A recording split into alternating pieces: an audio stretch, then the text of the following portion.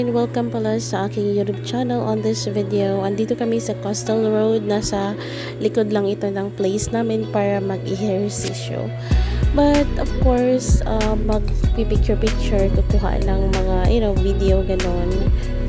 But anyway, kung bago ka lang dito sa YouTube channel ko, please don't forget to hit the subscribe button below and notification bell para ma-notify ka rin naman sa aking next video.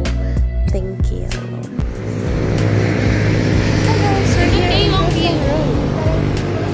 Ay, murag, nagibalik na isang sunset yan nasa likod. Gano'n siya, waiting.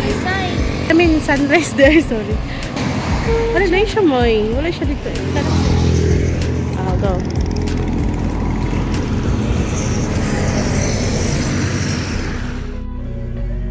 Kaya ang pamumuhay dito ng mga tao sa baybayin is pangingisda talaga, guys. Marami sa kanila is yung mga kababayan natin na Badyaw. So yan, sila yan. Kasama ko pala yung kapatid ko na si Maymay on today's, walking.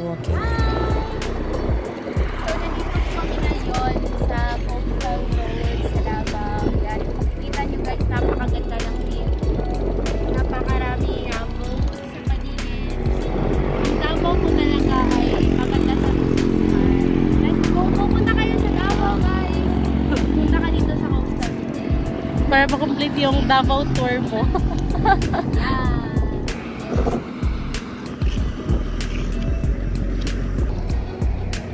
Naglabot sila na. Masarapit.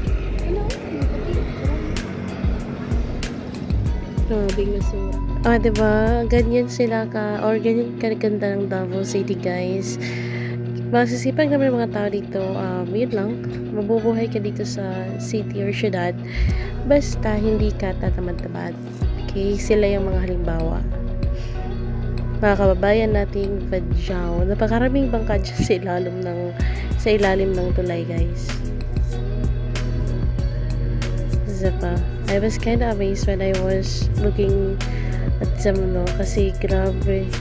Alam mo anong oras yan? Kinunod ko around 6 to 7 a.m. Ganon. Sisipag nila talaga. Saludo ko sa mga taong masisipag dyan. Okay, continue lang tayo, guys. Laban lang sa buhay. Sa harap niyan is Samal Island.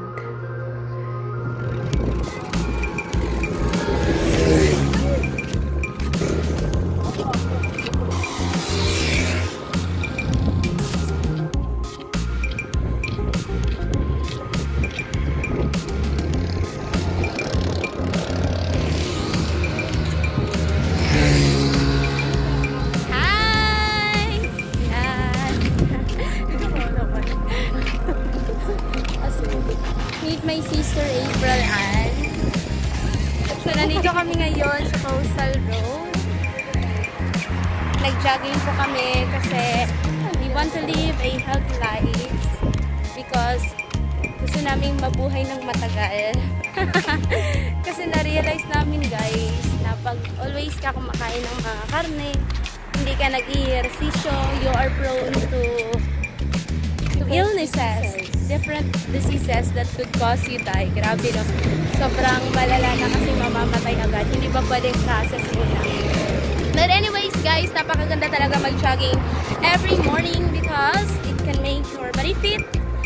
You will become physically fit and enable you to do a lot of working. Yan. Ganda, masyado dito. Actually, may sun na siya. Nagpakita na yung friend ko. Yan. And that is amazing.